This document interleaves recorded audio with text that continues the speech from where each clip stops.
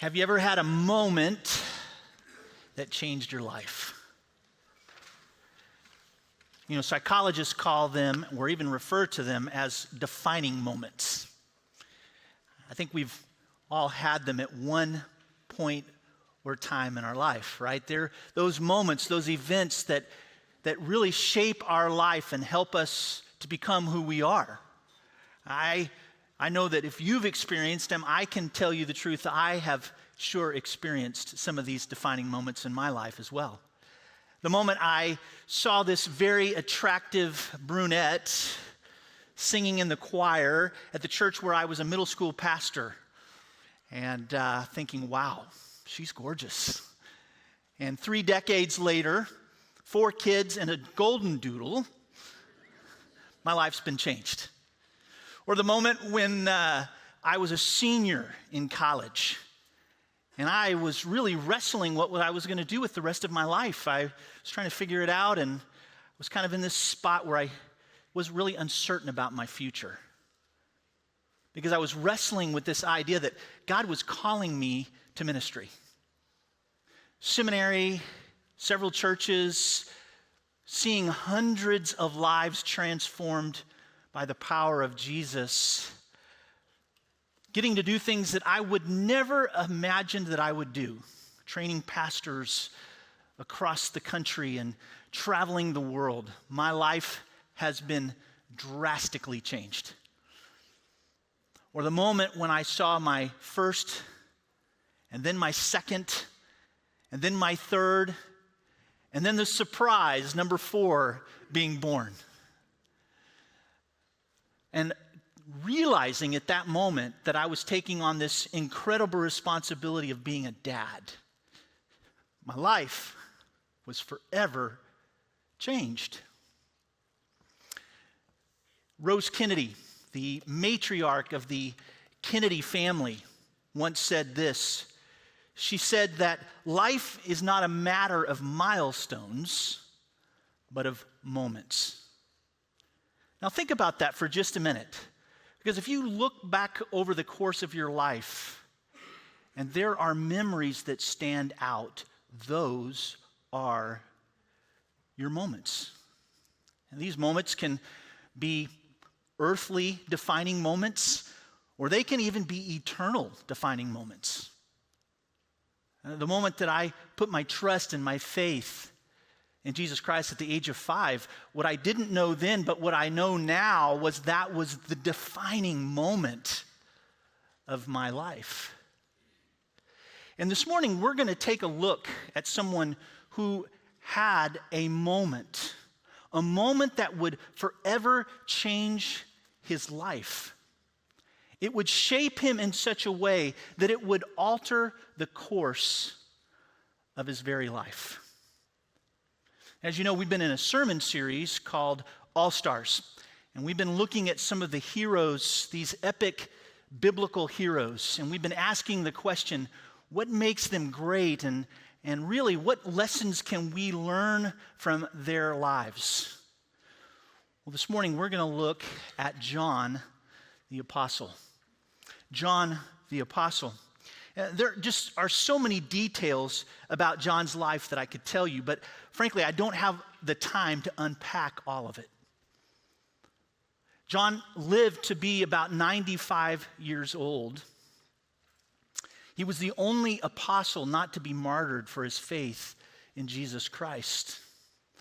He wrote 5 of the 27 books of the New Testament. 4 of them actually bear his name. The Gospel of John, 1st, 2nd, 3rd John.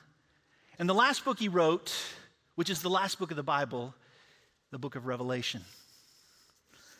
John did some extraordinary things. He was a pillar in the Christian movement. He was actually one of those that really helped get the first church up off the ground and get established. He was an incredibly close friend and associate of Peter, which you see happening all throughout the Gospels, but you also see carried out over the book of Acts as well.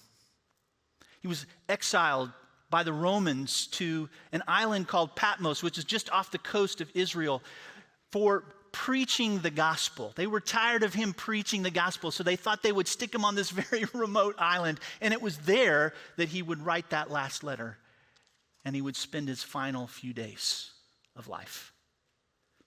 See, John was a man who experienced tremendous grief at times.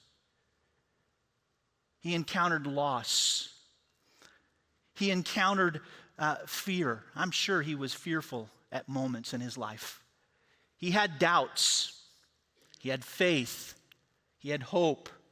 And he had joy. And if I could say anything, it's that he really is like all of us in this room in many ways. He was just an ordinary guy who was powerfully transformed by an ever-powerful God for extraordinary purposes. But what really sets John apart, what I believe makes John an all-star, is his commitment to be and build disciples. To be and build disciples. And it was this commitment that John made to do that came in a moment, in an encounter with Jesus, that would forever be his defining moment. And I hope that as we study this encounter this morning, that we'll be encouraged and inspired to make the same commitment that John made, to be and build disciples. If you have your Bible, get them out, and we're going to Matthew chapter 4. Matthew chapter 4, and we're going to look at verses 18 through 22 this morning. Matthew chapter 4, beginning with verse 18. And this is the word of God. As he was walking along the Sea of Galilee, he saw two brothers, Simon, who is called Peter, and his brother Andrew. They were casting a net into the sea, for they were fishermen. "Follow me," he told them, "and I will make you fishers of men." And immediately they left their nets and followed him. And going on from there, he saw two other brothers, James, the son of Zebedee, and his brother John. And they were in a boat with Zebedee, their father, preparing their nets, and he called them. Immediately they left the boat, their father, and followed him.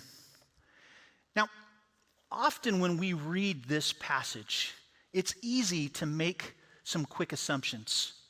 And I think it's important for me to tackle a few of these assumptions. The first assumption sometimes is that we just thought that Jesus was just casually walking along this beach and bumped into Peter, Andrew, James, and John.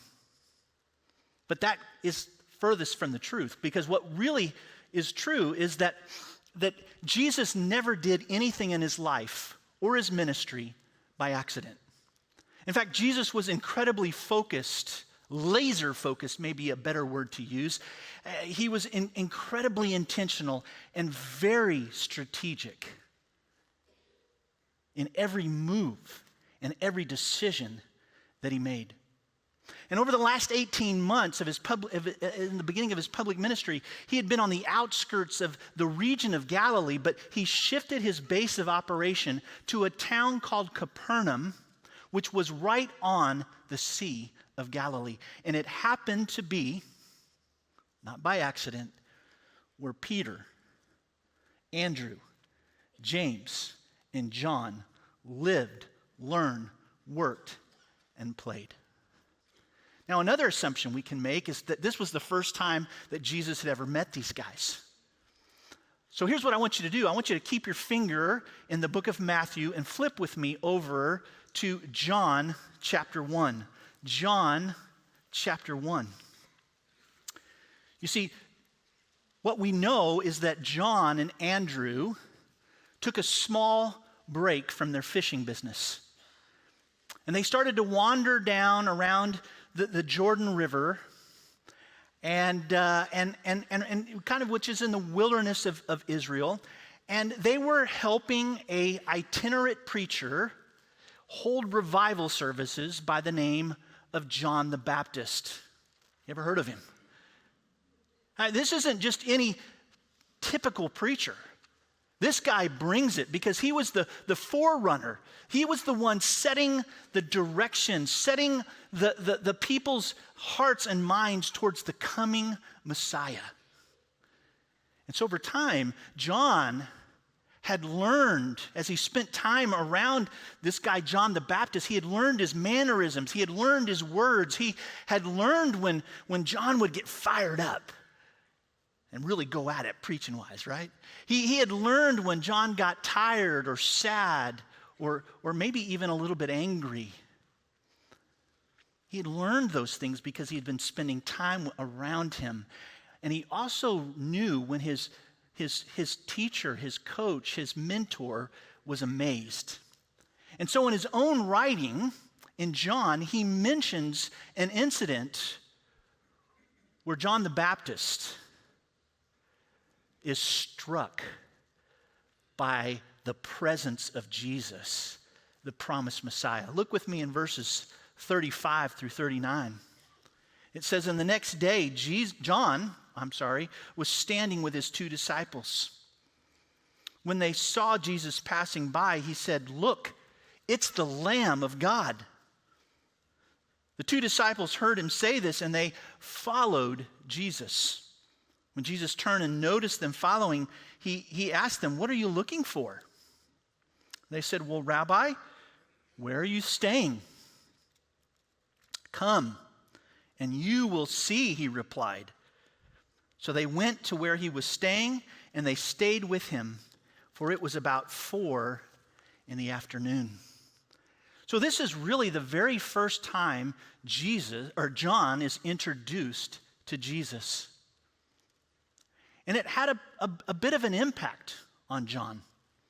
So much so that John left following John the Baptist and went back up to Galilee and began fishing. But in the intermidst of that, for several months, he began to pop in and pop out and check on this guy, Jesus, while he was up doing his work in those rural areas, maybe taking a weekend here or a few extended days there, because he had spiritual questions. He was hungry. He was curious. And as he spent time with Jesus, those questions began to get answered. And I think it's where he comes to this place, this recognition that Jesus truly is the Messiah, the promised one. So make no mistake about it, please. Jesus was not on that beach by accident. He was there for a very intended purpose. He was there to go after John and to invite John to join him, to be a disciple who would build other disciples. He was calling him to a greater level of commitment. He was asking John to change the very course of his life. Now, I don't know about you, but I have found that the greatest cause that you or I can really venture into, though scary at times, is to be and build disciples.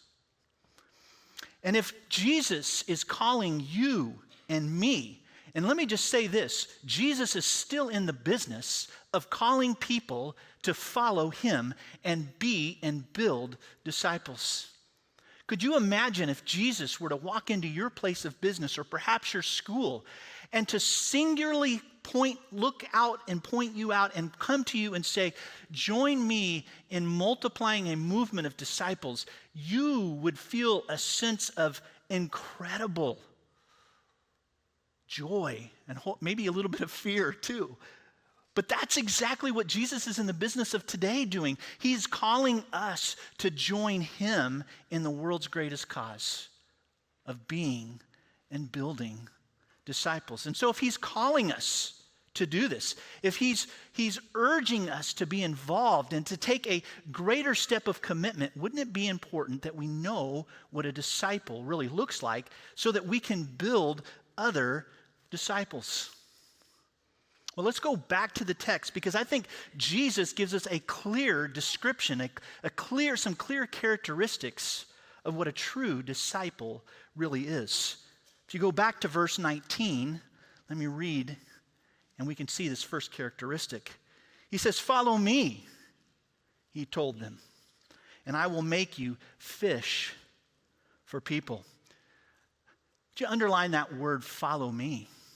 See, this is really the first characteristic of a true disciple, is a true disciple is devoted to Jesus.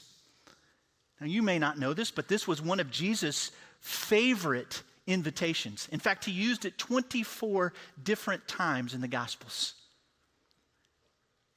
He made this invitation to Peter, James, John, and Andrew. And it says they dropped everything and followed him. He made this invitation to Matthew, the tax collector, the hated tax collector. And he dropped his tax files and his calculator and he followed Jesus. He extended this invitation to Philip, who was a great friend of those four guys. And he too followed Jesus. But he also made it to casual observers who would praise Jesus with their mouth, but weren't willing yet to change their lifestyle. He made it to a rich young ruler who chose not to follow Jesus, but rather to hold on to his power, his prestige, and his fame. You see, Jesus does invite all of us to follow him. So it begs the question, what does it mean when we say, when Jesus said, "Follow me"? Well, it really means that, for starters, it means that I put my trust and my faith in the work and the person of Jesus Christ. But it also means that I'm putting myself in a position to learn from Jesus. I'm giving them the space. I'm getting up close to him enough to learn from him so that I can emulate his patterns and practices into my life.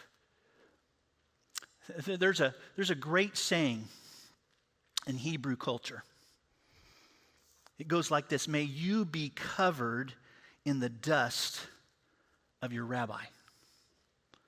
You see, in Jesus' day, disciples, and even today, they wanted to be so much like their disciple, to emulate so much of what their disciple did, that they would do everything they just saw their rabbi doing. So if their rabbi walked with a limp, they, in turn, would walk with a limp.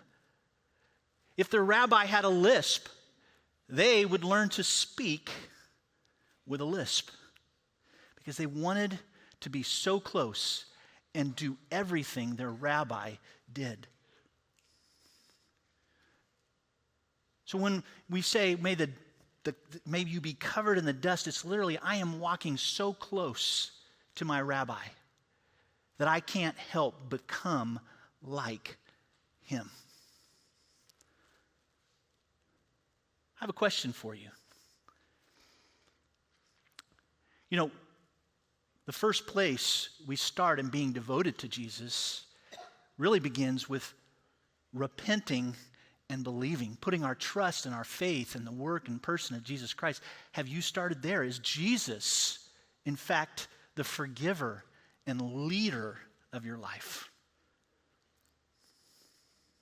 If you've done that, can I ask you another question? Are you allowing Jesus? Are you desiring to be that close with Jesus so that you can learn from him, so that he can and truly help you to emulate who he is? Is he sitting at the center of your life and in control of your life on a regular basis? See, the first characteristic of a disciple of Jesus is one that's devoted to Jesus. But he didn't just stop there.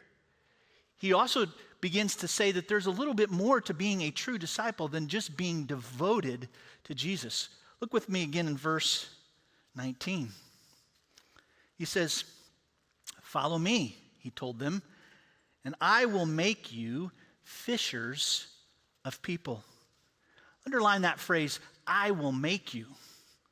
See, this is really the second characteristic of a true disciple. A true disciple is one who's developing the character and the conduct of Jesus. Now, I use that word developing very intentionally because that ing really indicates that spiritual transformation is not a one-time event. It's an ongoing journey, an ongoing process. Thank goodness for that, right? It's ever evolving, and so which really begins to indicate this idea that Jesus has a very intentional plan for all of us to help us move from being irreligious, much where John was when he started, to becoming a fully trained disciple. And so when he looked at John, he saw John with all of these incredible potentials, and he knew, though, that it was going to take time for him to be developed into his character and his conduct. He does the very same thing with each and every one of us. He sees such great potential in you and in you and in you and in you and in you and even in me. But he knows that it's going to take a little bit of time and some intentional effort to help begin to develop the character and the conduct of Jesus in our life. We have to really submit ourselves to being trained and equipped to take on the character and the conduct of Jesus. The fact is, and the truth is that if we're going to really, truthfully be his disciple, we're going to have to put ourselves in a place, in a position, so that we can have space and time to become more and more like him. I love what Romans chapter 8, verse 29 says, and it's really the goal for every one of us who are followers of Jesus. It says this, that you be conformed into the image of his son. One of my favorite verses, in fact, it's a life verse, and if you were to come into my office, I have this, in some of my travels in the world, I have a long deal on there, and it's in Chinese, and it's this verse, and it says, whoever claims to live in him must walk as Jesus walks. See, what John himself was saying is that we are to think like Jesus. We're to act like Jesus. Everything about us should look like Jesus. Where we live, where we learn, where we work, and where we play. We should be developing the character and the conduct of Jesus, so that when we're out and about, we look more and more like him. But again, sometimes that takes an incredible amount of equipping and training, but are we willing to put ourselves into a situation so that can happen? Recently, I was reading a great book by Max Lucado called Just Like Jesus, and he makes this powerful statement. What if for one day, Jesus were to become you? What if for 24 hours, Jesus wakes up in your bed? He walks in your shoes. He lives in your house. He assumes your schedule. Your boss becomes his boss. Your mother becomes his mother. Your pains become his pains. With one exception, nothing in your life changes at all. Your health doesn't change. Your circumstances don't change. Your schedule isn't altered. Your problems aren't solved. Only one change occurs. What if for one day and one night, Jesus lives your life with his heart? Your heart gets the day off. Your life is led by the heart of Jesus. His priorities govern your actions. His passions drive your decisions. His love directs your behavior. You know, as I read that statement, I thought, wow, that really reflects this idea of developing the character and the conduct of Jesus. So let me ask a question for all of us. Are we making ourselves available? Are we giving Jesus the space he needs in our life so that he can shape and mold our conduct and our character to look like him? Are we willing to reorder the priorities of our life so that our priorities would line up to the kingdom priority, the God-given agenda priority? Or will we assume our own priorities in life? So you see, a disciple is devoted to Jesus. He's also developing the character and the conduct of Jesus. But there's one more missing ingredient. And look with me again in verse 19. It's this final characteristic. He says, "Follow me," he told them, "and I will make you fishers of people." Underline that phrase, fishers of people. You see, a true disciple is deployed into the work of Jesus. And you might be saying, "Pastor Glenn, what does it mean to be deployed into the work of Jesus?" It means to build other disciples. It means to build other disciples. And so when Jesus said to John, "Follow me and I will make you fishers of men," man, John was like, "I'm all in. I'm putting the small stuff aside. I might be fishing occasionally here and there, but I'm all in. I'm ready to be committed to this idea of building and being and building disciples. And I want to fish for people." And it was from this moment forward, his defining moment, that John was captivated by a greater vision of multiplying disciples and taking the message of Jesus Christ to the world. See, Jesus wants his followers to be active in building disciples. We show that we are his disciples by building other disciples. John 15, verse 8 says this is to my Father's glory, that you bear much fruit, so showing yourselves to be my disciples. So it begs a couple questions. What does it mean to bring the Father glory? Well, it means, or what does it mean to be a true disciple? It means that we must bear spiritual fruit. We walk with God, we reach our world, and we invest our life in a few. In 1997, January of 1997, I went to a church as a youth pastor in Oklahoma City called Northwest Baptist Church. In fact, some of you may know this and some of you may not. It's where I met Pastor Craig. And we've been together a long time. And he was the pastor of that church, and I went to serve as his youth pastor. But a few weeks into our arrival at that church, my wife and I met a couple by the name of Jerry and Marilyn Fine. Now, for the first few months, Jerry was very nice to me.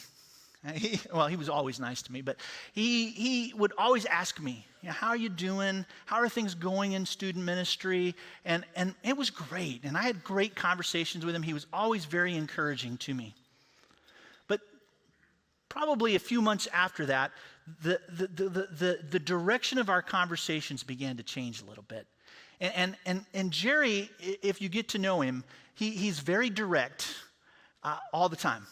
And so he started asking me this question. He started asking, "Hey, what's God been teaching you?" I was like, "Oh, you mean, what am I teaching our students?" Well, I can tell you, I'd go on and ramble on, and he'd listen very patiently, and then he'd stop me at some point and say, "No, what I'm asking is, what is God teaching you personally?" Well, this kept going on, and I kind of frankly was getting a little bit irritated. I thought the guy was a bit of a whack job. I'm like, "Man, what's your problem? You're always asking me this question." And so I started to make things up every time he would ask, because I wasn't really sure what to say. So I was just like, well, I don't know, patience, perseverance, name the fruit of the Spirit, and some of those are not working in my life. That's what God's teaching me, right? I'm working with students, right? So that didn't work.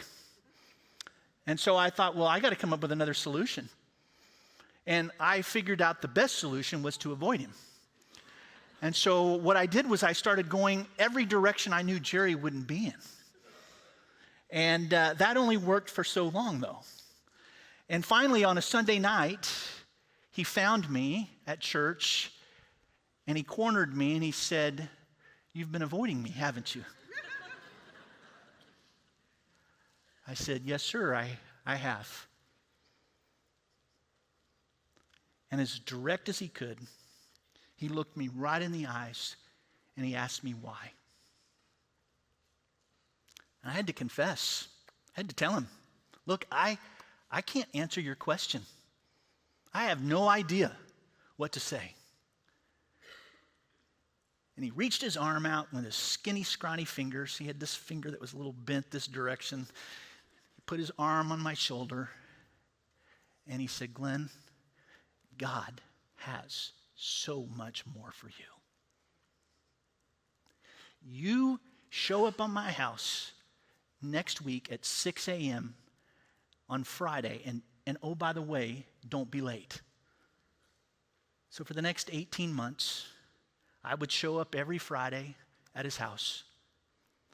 And Jerry would just simply, systematically begin pouring into my life, showing and modeling for me how to know Jesus in a deep and intimate and personal way. So he was teaching me how to walk with God. And then he would invite me to go to lunch with him with a few guys that he was having some conversations with and who were far from God, and he would invite me to be a part of that conversation, and then he would say, hey, as he was sharing the gospel with some of these guys, he'd say, now Glenn, what do you think? And then he'd say, hey, now it's your turn to do that same thing with some of the guys that are far from God, that are heavy on your heart. You go and do the same thing. And then, because what he was really teaching and modeling for me was what? How to reach my world. Then, as we were getting a little bit closer to being done, he started saying stuff like, well, hey, I want you to go pick out a few other guys, and I want you to do the same thing that we've been doing, because I want you to go and build more disciples. Can I tell you that was a defining moment in my life? Defining moment. It forever changed my life and my ministry. You know, today, Jer and Mayor are in their upper 80s. They are still passionate about making and multiplying disciples. And every time he calls me, he asks me two questions. What's God teaching you? And tell me about the guys you're investing your life in and what's going on in their life that I can be praying about. It's fascinating to me. If you bounce down to the very next verse, we sometimes don't put these things together, but it helps us to understand what Jesus was doing even more. You see, it says, now Jesus began to go over all of Galilee, teaching in their synagogues, preaching the good news of the kingdom. You see, Jesus had shared with John where he wanted him to go. He even began to show him how things were going to happen. He invited him into a process to be completely different, to be fully trained, to be a disciple who was deployed. But now, this is the part I love, because Jesus never wastes anything.